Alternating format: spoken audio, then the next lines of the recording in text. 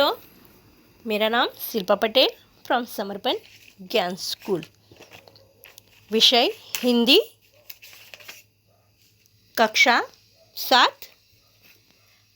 पुस्तक का नाम है व्याकरण वृक्ष।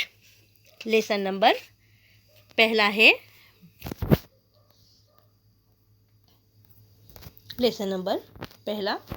भाषा, बोली, लिपि तथा व्याकरण।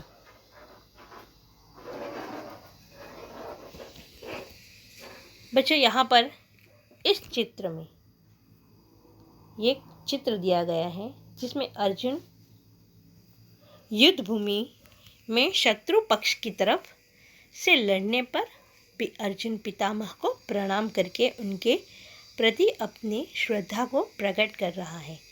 पितामह उसे आशीर्वाद देते हुए दिखाई दे रहे हैं। इस चित्र में दो बातें स्पष्ट की गई है। पहली है कि अर्जुन पितामह के प्रति सम्मान का भाव रखता है। यहाँ पर अर्जुन युद्ध के लिए जा रहे हैं, जो इशारों द्वारा अपने मन की बात को अपने पिता के पास प्रकट करता है, वह आशीर्वाद के रूप में।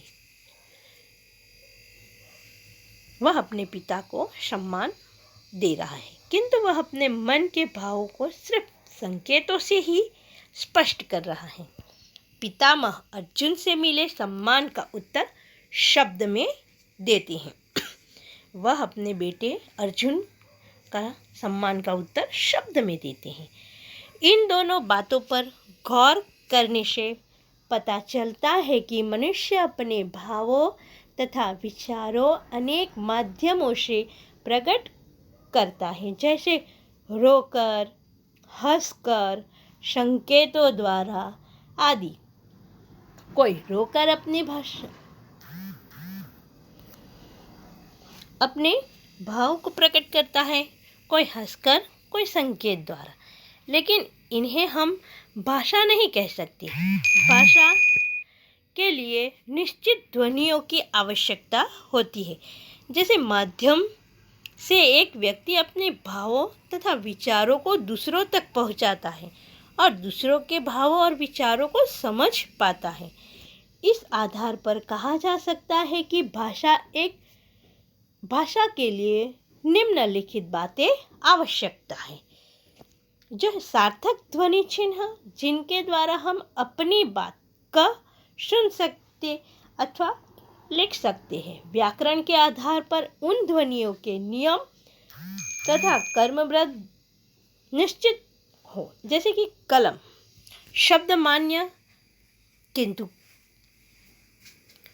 लकम अर्थहीन तथा अमान्य है। यहाँ पर व्याकरण में कलम शब्द को सार्थक शब्द कहा गया है। सार्थक यानी जिस शब्द का कोई ना कोई अर्थ निकलता हो, उनको ही मान्यता दी गई है। और लकम मतलब अर्थहीन है, जिसका कोई अर्थ नहीं है, वह शब्द है निर्थक, जिसको व्याकरण में मान्यता नहीं मिली है। व्याकरण में इसी को मान्यता मिली है जिसका कोई ना कोई अर्थ होता है। बच्चों, भाषा किसे कहते हैं? भाषा वह साधन है जिसके द्वारा मनुष्य अपने मनोभावों तथा विचारों को बोलकर या तो फिर लिखकर दूसरों तक अपनी भाषा पहुंचाता है, उसको भाषा कहते हैं। व्याकरण में भाषा के दो रूप माने गए हैं। एक है मौखिक भाषा और दूसरा है लिखित भाषा। मौखिक भाषा किसे कहते हैं? भाषा को मूल रूप मौखिक होता है।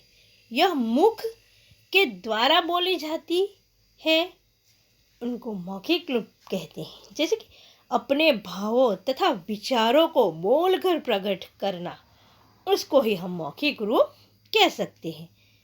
इसी प्रकार दूसरा रूप है लिखित भाषा। भाषा के इस रूप में व्यक्ति अपनी बात लिखकर स्पष्ट करता है। मौखिक भाषा है जो बोलकर भाषा स्पष्ट करता है, यहाँ पर लिखित भाषा यानी लिखकर स्पष्ट करता है। और दूसरा उसको पढ़कर समझ लेता है।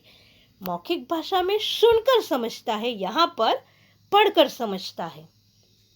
अपने विचारों तथा भावों को लिखकर प्रकट करना, यही है हमारी लिखित भाषा। हमारी सांकेतिक भाषा किसे कहते हैं? जब संकेतों, इशारों द्वारा कोई भाषा समझाई जाती या फिर समझी जाती हो, उसको सांकेतिक भाषा कहते हैं। जैसे चौराहे पर हमारे ट्रैफिक हवलदार खड़े रहते हैं, वो हर साधन को इशारों द्वारा अपनी भाषा प्रकट करता है, और जो कोई व्यक्ति बोल नहीं सकता वह अपनी भाषा इशारों द्वारा प्रकट करता है। मौखिक तथा लिखित भाषा में अंतर क्या है? मौखिक भाषा और लिखित भाषा दोनों में अंतर यह है कि मौखिक भाषा में ध्वनियों को बोलकर मनुष्य अपने मनोभावों को प्रकट करता है, लेकिन लिखित भाषा में उन ध्वनि चिन्हों को लिखकर विचारों को अभिव्यक्त किया जाता है। मौखिक में बोलकर प्रकट करती है और लिखित भाषा में लिखकर प्रकट करता है। मौखिक भाषा सहज रूप से सीखी जा सकती है। मौखिक भाषा हम आसानी से सीख जाते हैं क्योंकि वो हमें सिर्फ बोलना होता है, लेकिन लिखित भाषा हम आसानी से सीख नहीं पाते क्योंकि उसको प्रयत्न पूर्वक सीखना पड़ता है और हमें फिर उसको बोलकर लिखना भी पड़ता है। लिखित भाषा का महत्व क्या है? अभी हम मौखिक भाषा और लिखित भाषा के लिए बोले। लिखित भाषा में क्यों हमें अधिक महत्व दिया गया है? भाषा जगत में लिखित भाषा का बहुत ही अधिक महत्व दिया गया है क्योंकि लिखित भाषा के माध्यम से ही हम ज्ञान कोश को आने वाली पीढ़ियों तक पहुंचाते हैं। जैसे रामायण, रामचरितमानस, महाभारत जैसे पौराणिक ग्रंथ हम आज इसीलिए पढ़ सकते हैं क्योंकि भूतकाल में उनको लिखकर लिखित रूप हमें सौंपा है, यानी लिख कर रखा था। इसीलिए हम आज रामायण, महाभारत जैसे ग्रंथ पढ़ सकते हैं। विज्ञान, गणित, ज्योतिष विद्या के विषय में जानकारी इसीलिए वर्तमान जान पा रहा है या भविष्य जानेगा क्योंकि उनके लिखित रूप उपलब्ध है। भूतकाल में लिखे गए आज वर्तमान वाले उनको पढ़ सकते हैं, समझ सकते हैं। अभी भविष्य के लिए हमें यही रूप का प्रयोग करना चाहिए क्योंकि जो लिखित भाषा हो उसको कोई ख़त्म नहीं कर सकता। वह हमारे लिए जैसे हम लिख कर रखते हैं वैसे रहेंगे, यानी लिखित भाषा हमारे लिए बहुत ही महत्वपूर्ण माना गया है। मातृभाषा किसे कहते हैं? भाषा का वह रूप जिसे बच्चा सर्वप्रथम अपने माँ या तो फिर परिवार से सीखता है, अपने घर के सदस्य से सीखता है। मातृभाषा जैसे कि पंजाब में रहने वाले बच्चे की मातृभाषा पंजाबी है, गुजरात में रहने वाले बच्चे की मातृभाषा गुजराती है, यानी जो हमारे घर में बोली जाती है वही हमारी मातृभाषा है। भारतीय भाषा में हमारे यहाँ एक कहावत है कि कोश कोश पर बदले पानी, चार कोश पर बानी। ये हमारे लिए एक कहावत दी गई है। यहाँ पर है बच्चों, भारत एक ऐसा देश है जहाँ विभिन्नता में एकता पाई जाती है। यहाँ भारत ऐसा देश है जो एक समान रहता हो, सबसे भाई भाई से रहता है। भाषा की दृष्टि से भी यहाँ विभिन्नता है।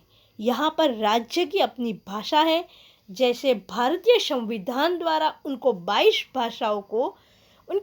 भाषाओं को मान्यता प्रदान की गई है। वह हमारी 22 भाषा है हिंदी, उर्दू, संस्कृत, उड़िया, असमिया, कन्नड़, गुजराती, कश्मीरी, तमिल, तेलुगु, मराठी, बांग्ला, पंजाबी, सिंधी, मलयालम, मणिपुरी, कोंकणी, नेपाली। यह हमारी संविधान द्वारा 22 भाषाओं को जो मान्यता प्रदान की गई है। भारतीय भाषाओं के अतिरिक्त यदि हम विश्व की बातें करें तो ज्ञान होता है कि विश्व भर में अनेक भाषाएं बोली जाती है, जैसे अंग्रेजी है, जर्मन है, चीनी है, फ्रेंच है, रूसी है, अरबी है, आदि सारी भाषाएं बोली जाती है। वस्तुतः हर देश की अपनी भाषाएं होती है, हर देश की अपनी अपनी भाषाएं होती है, जैसे जिसके माध्यम से हम उस देश की संस्कृति और उनकी सभ्यता को समझ सकते हैं।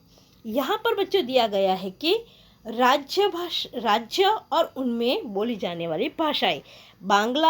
बंगाल में बांग्ला भाषा बोली जाती है, पंजाब में पंजाबी, गुजरात में गुजराती, तमिलनाडु में तमिल, आंध्र प्रदेश में तेलुगु बोली जाती है, असम में असमिया और उड़ीसा में उड़िया। यह हमारी भाषाएं हर राज्य में अलग अलग होती है और वही बोली जाती है। मानक भाषा किसे कहते हैं? विद्वानों व शिक्षाविदों द्वारा भाषा में एक रूपता लाने के लिए भाषा के जिस रूप को मान्यता दी जाती है वह मानक भाषा कहलाती है। भाषा में एक ही वर्ण या शब्द के एक से अधिक रूप प्रचलित हो सकते हैं। ऐसे में किसी एक रूप को विद्वानों द्वारा मान्यता दे दी जाती है, जैसे कि गई, गई, उनको मानक रूप दिया है गई शब्द में। अंत मानक रूप दिया गया है। ठंड, ठंड, शुद्ध, शुद्ध, ऐसे वर्ण या शब्द के एक से अधिक रूप प्रचलित हो सकते हैं, उसको मानक रूप कहते हैं। बच्चों, हमारा ये लेसन आगे हम हमारे पार्ट 2 में देखेंगे। धन्यवाद।